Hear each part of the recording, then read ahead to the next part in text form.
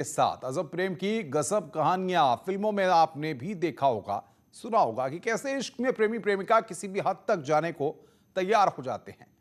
फिल्मी पर्दे के कलाकार रियल लाइफ में हमारे और आप जैसा दिखना चाहते हैं, लेकिन रियल जो लाइफ होती है लोग उनके जैसा बनने की कोशिश करते हैं, जिसका नतीजा ये होता है कि इश्क की कहानी मुकम्मल होने से पहले खत्म हो जाती है।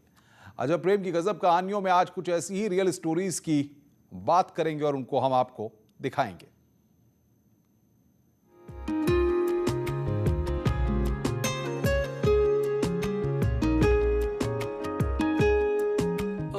मन से मन मिले, नजर से नजर तो इश्क है। दो दिलों का मिल जाना, उम्र भर साथ निभाने का वादा कर जाना और फिर एक साथ जिंदगी के सफर पर निकल जाना, यही इश्क है। इश्क में एक ही वसूली है कि उसका कोई वसूल नहीं है। आज एक ऐसी प्रेम कहानी के बारे में बताने जा रहे हैं जिसमें लड़की विदेशी और लड़का देसी है। ये कहानी दो प्यार करने वालों की है। लड़की का नाम है एडना और लड़के का पवन। लड़की दक्षिण पूर्व एशियाई देश फिलीपींस की है और लड़का यूपी के हरदोई का।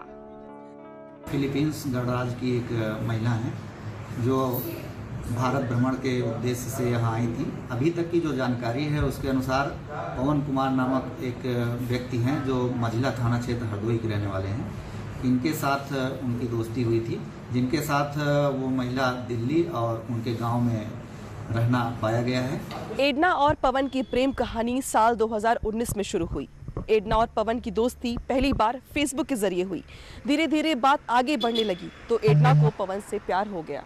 पवन से मिलने के लिए एडना इंडिया टूर के बहाने फिलीपींस से उत्तराखंड आई और वहीं देहरादून में रहने लगी। देहरादून से एडना दिल्ली आई, जहां पर पहली बार पवन और एडना की फेस टू फेस मुलाकात हुई। जब पहली बार एडना पवन से मिली तो मानो उसका हिंदुस्तान आना सफल हो गया। उसे लगा कि उसने जिंदगी में सब कुछ हासिल कर लिया। दोनों साथ साथ रहने लगे, लेकिन साल 2020 में जब भारत में कोरोना का लॉकडाउन हुआ तो पवन की नौकरी चली गई। उसके बाद पवन एडना को लेकर दिल्ली से हरदोई चला गया। हरदोई के झिंझाना इलाके में पवन और एडना रहने लगे। दोस्ती हो या फिर हो इश्क, प्यार, मोहब्बत, इनकी असल परीक्षा तभी होती है जब हालात आपके खिलाफ हो। फिलीपींस से एडना आई तो थी पवन के साथ सारी जिंदगी बिताने के लिए, लेकिन गरीबी और संसाधनों की कमी के आगे एडना का प्यार जवाब दे गया। गांव वाले बताते हैं कि घर में एडना को लेकर झगड़ा होता रहता था, लेकिन एक दिन अचानक ऐसे हालात बने कि एडना ने इंडिया छोड़ने का प्लान बना लिया। गरीबी और वक्त के थपेड़ों ने एडना और पवन के इश्क की बुनियाद को हिला दिया। इधर एडना का वीजा भी एक्सपायर हो गया था। फिलीपींस एम्बेसी को जब इस बात की खबर लगी कि एडना हरदोई में है तो फिर एम्बेसी ने डिप्लोमेटिक चैनल के जरिए हरदोई पुलिस से संपर्क किया। उसके बाद एडना को हिरासत में लेकर थाने लाया गया, जहां से उसे वापस फिलीपींस एम्बेसी के लोगों को हैंडओवर कर दिया गया। उनकी एम्बेसी द्वारा कुछ उन्होंने आवेदन किया था अपनी एम्बेसी को कि मुझे यहाँ से देहरादून अपने किसी साथी के यहाँ पास जाना है, तो एम्बेसी द्वारा निर्धारित किए हुए व्यक्तियों को के साथ उनको जाने दिया गया है। और पवन कुमार जिनके साथ उनका रहना बताया गया है, उनको हम नोटिस दे रहे हैं कि वो इन तथ्यों को स्पष्ट करें कि उनके साथ कैसे और किन परिस्थितियों में वो रही थी। भले ही गरीबी के आगे एडना टिक नहीं पाई, लेकिन जब उसे पवन से अलग किया गया तो उसकी आंखें भर आईं।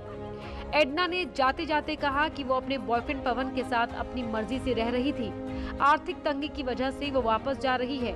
उसने पुलिस से कहा कि वो पवन के खिलाफ कोई कार्रवाई ना करे। हरदोई पुलिस पवन के खिलाफ नोटिस जारी कर सकती है। उससे ये पूछा जा सकता है कि उसने विदेशी महिला को अपने साथ क्यों रखा जब उसका वीजा एक्सपायर्ड हो गया था। एडना और पवन का इश्क गरीबी को बर्दाश्त नहीं कर सका। बात यहीं पर खत्म हो गई। न्यूज़ 18 के लिए हरदोई से आशीष मिश्रा के साथ ब्यूरो रिपोर्ट। इश्क मजहब और जाति नहीं मानता है। जब इश्क हो जाए तो फिर भेदभाव खत्म हो जाता है।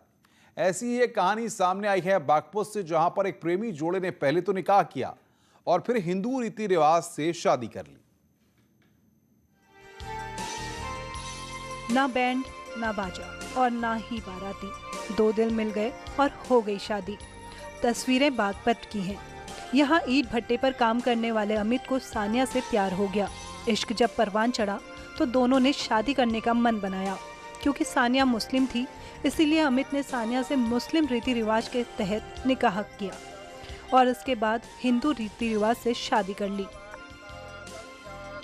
निनाणा भट्टा पड़ता है कि फैजपुर निनाणा जो बागपत थाना क्षेत्र में पड़ता है, उस पे एक लड़का अमित नाम का लड़का रहता था और एक सानिया नाम की लड़की थी। दोनों का प्रेम प्रसंग चल रहा था 2 महीने से करीब। उनके घर वालों को पता चला, उन्होंने उसका निकाह करा दिया था और निकाह कराने के बाद में सभी दोनों पक्षों की रजामंदी से उनको दोनों का विवाह संस्कार संपादित कराया गया है। सानिया और अमित दोनों ही शामली के रहने वाले हैं। इन दोनों ने आपस में विवाह करके उन लोगों का मुंह बंद कर दिया जो हिंदू मुस्लिम के नाम पर समाज में विवाद करते हैं।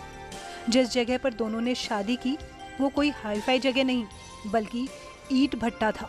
बारातियों के नाम पर कुछ यार दोस्त थे जिन्होंने शादी के लिए जरूरी सामानों की व्यवस्था करवाई और अग्नि को साक्षी मानकर दोनों ने हमेशा साथ निभाने की कस्में खाई।